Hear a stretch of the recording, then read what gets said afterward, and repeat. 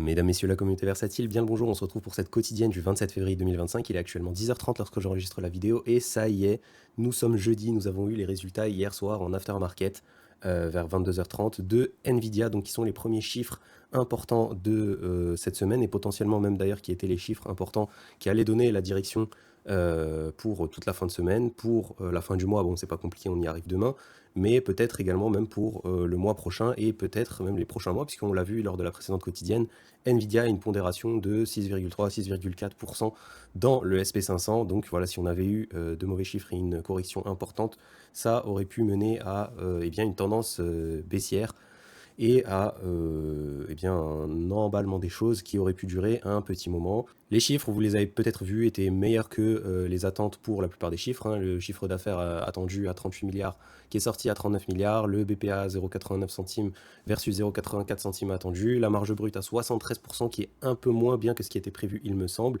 et la guidance pour le trimestre 1, 43 milliards contre 41,8 milliards. Et malgré ça, on a eu une hésitation des cours après la clôture, effectivement, comme vous pouvez le voir ici, et je crois même, si je ne dis pas de bêtises, que les cours ont clôturé à moins 1% ou à moins 1,5% after close. Tout simplement, on va voir que, et c'est uniquement mon opinion à ce niveau-là, hein, je pense que hier, effectivement, les investisseurs étaient un petit peu blasés, ne savaient pas sur quel pied danser et ont connu un petit peu d'indécision, mais je pense que pour les jours et les semaines à venir, on le verra sur la séance d'aujourd'hui et de demain, le cours risque de effectivement se stabiliser ou repartir à la hausse du côté de Nvidia et donc très probablement également du côté des marchés américains et on l'espère par extension du côté de nos chères crypto-monnaies, d'autant plus si les chiffres de demain, donc de vendredi, du chômage, qu'est-ce que je raconte, de l'inflation, du corps PCE, pardon, sortent dans les clous ou même mieux que prévu. Donc voilà, Alexandre Baredes qui nous rapporte tout ça. Excellent résultat une nouvelle fois du côté de Nvidia, vous l'avez bien compris. Si on devait vraiment chercher la petite bête vraiment minuscule, c'est ce que je vous disais, ce serait la projection de marge brute pour le T1, comprise entre 70,5 et 71,5, contre un consensus à 72,1.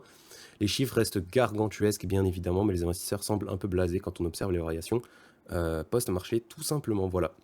Donc on va faire une quotidienne qui va être assez rapide. Une seule news macroéconomique, puisque la grosse news effectivement de cette semaine, hein, c'était les grosses attentes. Hein. Tous les marchés n'attendaient que ça. Étaient suspendus aux résultats de Nvidia hier et seront maintenant suspendus aux résultats du corps PCE demain très probablement, avant d'entamer, avant dans un premier temps de terminer le mois de février et d'entamer un nouveau mois la semaine prochaine. Quoi qu'il en soit, une news macroéconomique, Trump, et ça s'est paru assez tôt ce matin, annonce 25% de taxes sur toutes les exportations européennes. Ça y est, Trump déclare la guerre à l'Europe. L'Union européenne a été conçue pour biper ce mot-là. Les États-Unis a-t-il lâché ce mercredi à la Maison-Blanche? Le président américain confirme sa menace. Les produits européens seront taxés très prochainement à hauteur de 25%, bien au-delà des 10% initialement évoqués dans sa campagne. L'Europe s'apprête à recevoir le même traitement que le Mexique et le Canada, considérés pourtant comme des alliés historiques. Et ça, après la visite de notre cher président Emmanuel Macron, hein, vous l'avez vu, je pense que vous n'avez pas pu le rater ces derniers jours. Les négociateurs européens tentent d'éviter le pire, mais l'Allemagne, le Danemark et l'Irlande seront les plus touchés par ces mesures protectionnistes qui visent particulièrement les secteurs pharmaceutiques et automobiles, bien évidemment. La Commission européenne a déjà promis de riposter fermement et immédiatement. Nous entrons officiellement dans l'ère de la guerre commerciale. Donc à voir, hein, maintenant on a l'habitude que Trump annonce ses 25% de taxes avant de rétro-pédaler. On n'a pas vraiment de date ici, mais on sait que c'est un levier de négociation. Est-ce que l'Europe acceptera de négocier? Est-ce que c'est quelque chose qui va vraiment être effectif? Il faut savoir qu'effectivement, si ça devient quelque chose de vraiment effectif, à ce moment-là, les marchés européens, notamment allemands et le DAX, hein, comme on l'a vu, pourraient en pâtir très fortement. On switch tout de suite du côté des crypto-monnaies avec CryptoGoku qui nous donne cette information que j'ai vue hier. L'ETF spot Bitcoin de BlackRock a enregistré hier le 26 février sa plus grande sortie depuis son lancement avec 420 millions de dollars. Voilà, donc 420 millions de dollars d'outflow, hein, de l'ETF spot Bitcoin de BlackRock. Et ça met un peu plus en exergue, ça surligne un peu plus ce que je vous disais la dernière fois, une majorité gardée à l'esprit, surtout lorsque on sera dans la phase haussière d'euphorie, si phase haussière d'euphorie il y a. Lorsque les cycles crypto-monnaies seront remis en question, oui, ça y est, il y a les institutionnels, oui, ça y est, il y a les ETF, on n'aura plus de bear market, super cycle, etc. Gardez à l'esprit qu'une majorité des gens exposés à ces ETF, ce sont des actifs qui sont extrêmement liquides et qui sont là pour le court terme. Donc gardez à l'esprit tout simplement que les gens peuvent vendre leurs ETF de manière très simple et bien évidemment qu'on aura un bear market avec une chute du prix de Bitcoin. En tout cas, c'est ce sur quoi on spécule. Donc voilà, ça nous montre bien que effectivement 420 millions de sorties sur la journée du 26 février. Voilà. Du côté du Crypto Fear and Greed Index, une fois de plus par CryptoGoku, eh bien le Crypto Fear and Greed Index, donc l'indice de peur tout simplement, atteint son niveau le plus bas depuis juin 2022 en plongeant dans la peur extrême avec un score de 10. On n'était jamais revenu tester des niveaux aussi bas que pendant le bear market en 2022 et c'est une des raisons. Hier j'ai pas fait de quotidienne, j'ai pris un petit peu de temps pour analyser les data on-chain, pour couper un peu de Twitter et me concentrer vraiment sur la structure du cycle tel qu'il est en train d'évoluer aujourd'hui. Et je suis de plus en plus bullish, en fait, tout simplement, sur les prochaines semaines, sur les prochains mois. Ça fait partie des raisons qui me font dire également, effectivement, qu'on va avoir un rebond très prochainement, puisque lorsque vous regardez les charts de Crypto Fear and Greed, vous vous rendez compte qu'on ne reste pas très longtemps dans les zones d'extrême greed. On peut y rester un moment, mais ça finit toujours par retracer. Et c'est exactement la même chose pour les zones d'extrême fear. Voilà, donc on arrive bientôt. En tout cas, c'est ce sur quoi je spécule très personnellement, c'est ma conviction profonde. À la fin, au bout de cette phase de capitulation, au bout de cette phase voilà, d'extrême fear, et on va avoir un rebond qui, je l'espère, sera exceptionnel, notamment pour les altcoins.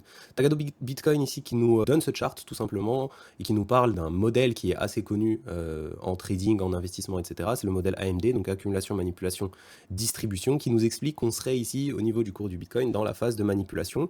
Pourquoi pas, ça recoupe un peu de... Voilà, je vous ai donné beaucoup d'informations contrariennes ces dernières quotidiennes. Là, je vous donne un petit peu d'opium, comme on dit dans le milieu de la crypto-monnaie, c'est-à-dire d'un peu de biais de confirmation, entre guillemets.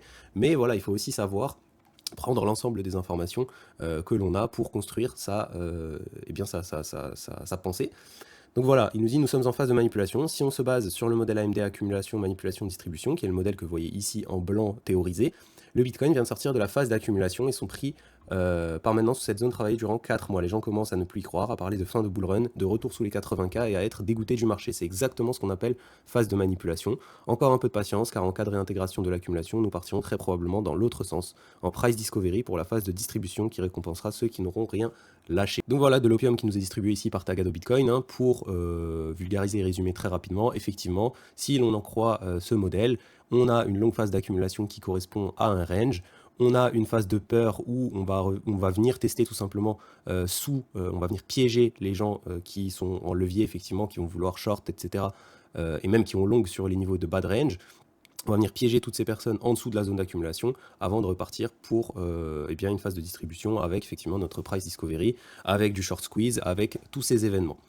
Voilà. Très rapidement, avant de passer au chart, les chiffres importants de cette semaine, j'allais dire, on est déjà à la fin de la semaine, on est même à la fin du mois, donc ça c'est quelque chose d'important. On clôture le mois de février, on verra à la fin du mois la saisonnalité de Bitcoin, mais effectivement, que ce soit celle de Bitcoin ou de TH, c'est vrai qu'on aura dérogé à la règle très probablement ce mois-ci, puisque je crois que le mois de février n'a pas été exceptionnel. Donc, en ce qui concerne les chiffres macroéconomiques, vendredi, demain, 14h30, le corps PCE, je vous le rappelle, c'est le chiffre de l'inflation que regarde la Fed pour sa politique des taux directeurs.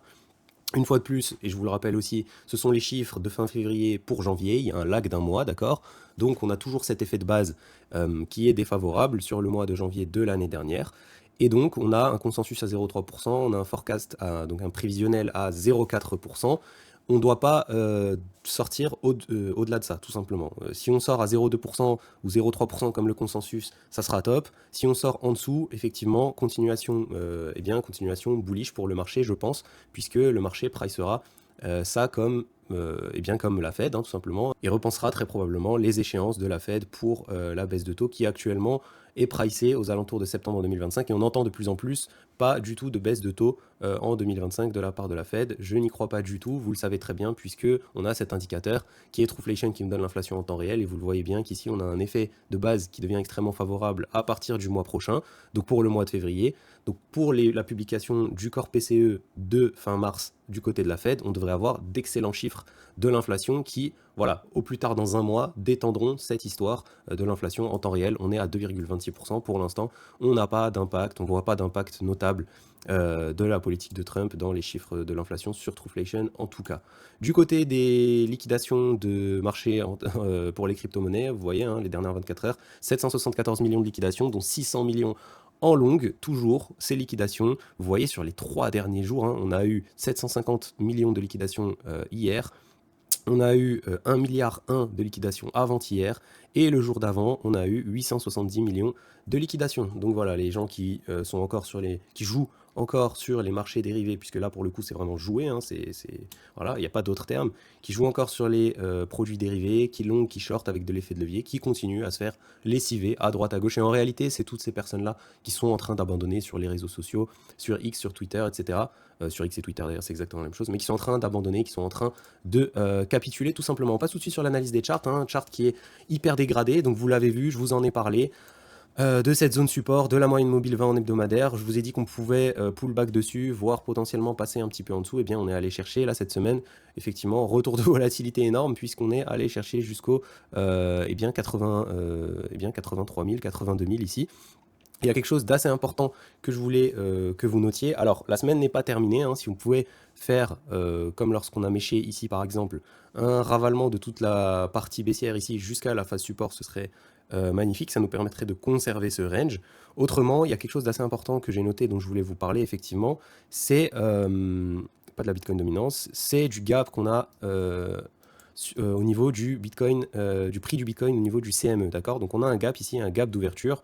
Donc qu'est-ce que c'est le CME, hein? C'est les contrats à terme sur Bitcoin pour les institutionnels. Donc c'est le Chicago Mercantile Exchange, d'accord? Et ça cote, donc c'est pour les investissements institutionnels, ça cote de lundi à vendredi, d'accord? Donc en semaine, c'est fermé le samedi et le dimanche, donc impossible de trader sur le CME le week-end, sauf que Bitcoin, lui, en sous-jacent, j'ai envie de dire, en spot, le vrai Bitcoin, lui est coté 24 heures sur 24, 7 jours sur 7. Donc il se peut que pendant le week-end, on a des grosses variations de prix, et que le lundi, le CME ouvre donc, puisque lui il colle au prix de Bitcoin, ouvre donc à un niveau de prix totalement différent que le vendredi. Ça ouvre ce qu'on appelle un gap, donc un trou, ou comme par exemple ici, ou comme par exemple ici.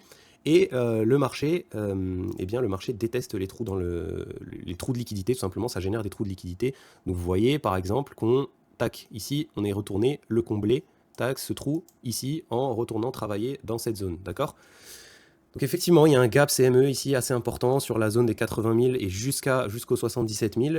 C'est pas dit qu'on aille, ça arrive qu'on ne comble jamais les gaps, hein, mais gardez à l'esprit que effectivement on a ce gap CME jusqu'aux 77 000 qui pourrait être comblé si on venait effectivement à clôturer la semaine ou à se faire une mèche extrêmement dégueulasse là dans les prochains temps, juste mécher et clôturer, enfin dans les prochains temps, dans les 2 prochains jours, hein, en réalité, et clôturer au-dessus de cette zone de support. Mais si on clôture ici en weekly en dessous de la zone de support, gardez à l'esprit que c'est pas dit que la semaine prochaine on continue pas de descendre pour aller clôturer ce gap, d'autant plus que vous le voyez, ça nous rapprocherait énormément en weekly de la moyenne mobile 50, tout simplement.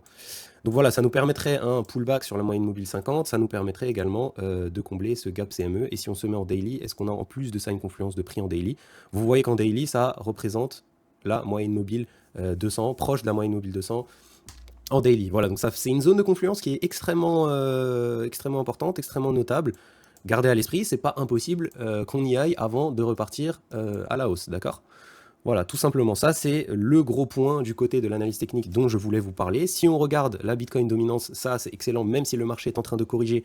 Vous voyez que je vous en parlais en début de semaine, la Bitcoin dominance a ouvert gras dans le vert. Aujourd'hui, on est en retournement sur la Bitcoin dominance.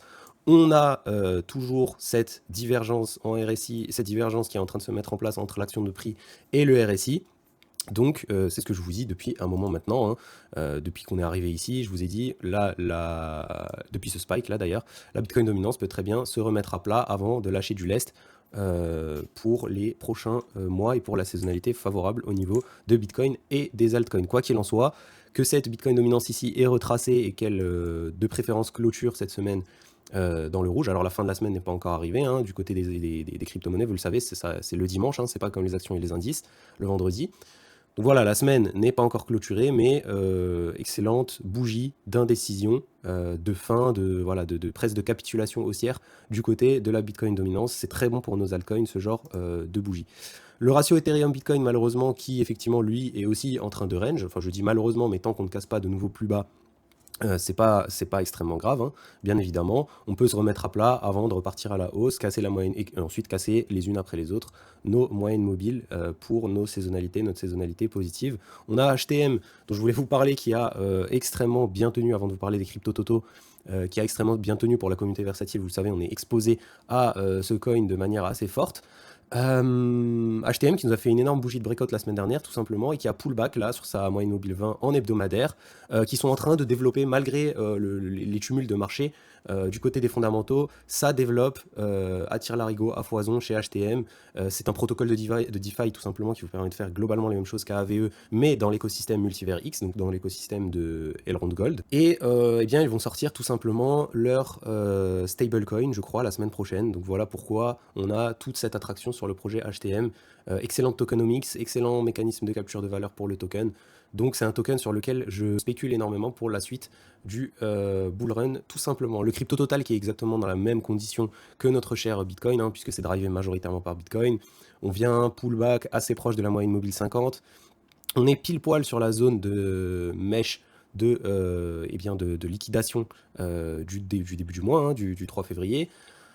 Donc voilà, cette zone qui est à tenir. On clôture en dessous du range, on n'est pas à l'abri d'aller voir plus bas au niveau des 2600 milliards. Ça ne remettrait une fois de plus pas spécialement en question la tendance haussière, mais effectivement dans les prochaines semaines, il faudra retrouver très rapidement de la vélocité. Le crypto total 2, la semaine n'est pas encore finie, mais qui est sur sa moyenne mobile 50, quant à lui, déjà en hebdomadaire. Là, c'est clair et net, il ne faut pas perdre un étage supplémentaire, sinon on va aller voir la moyenne mobile 200. Et là, ça pourrait se compliquer du côté de nos chers altcoins en ce qui concerne le crypto total 2. Le crypto total 3, qui est très résilient, hein, vous pouvez le voir, hein, qui est vraiment assez résilient. On est retourné du côté assez proche de la moyenne mobile 50, mais on n'a pas méché jusqu'au bas de cette mèche du 3 février, de la mèche de liquidation. Le fait d'avoir fait cette mèche ici, effectivement, il y a beaucoup. Qu'est-ce qui s'est passé? Il y a beaucoup de gens ici qui ont ouvert des positions longues, donc les positions dérivées que vous voyez, dont je vous parlais tout à l'heure, les positions de spéculation à la hausse du marché en levier. Sauf que, effectivement, le marché déteste ce genre de position.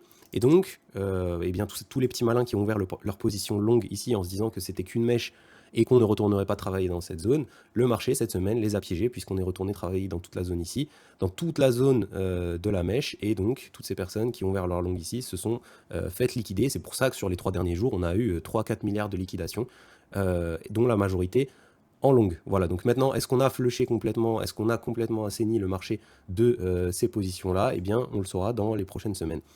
Le Crypto Holders, donc je vous le rappelle, hein, Crypto Total Market Cap sans le top 10 des altcoins, qui est venu mécher pile poil sur notre tendance haussière ici, qui vient donc la conserver, et eh bien, qui retrace une bonne partie de sa correction, qui fait exactement la même chose que le Total 3 vis-à-vis de sa mèche, hein, et vis-à-vis de l'ensemble du marché d'ailleurs. Voilà, rien de plus à dire pour la quotidienne d'aujourd'hui. On va surtout scruter maintenant les chiffres du Core PCE de demain, qui vont donner clairement la direction après les chiffres de Nvidia pour les prochaines semaines.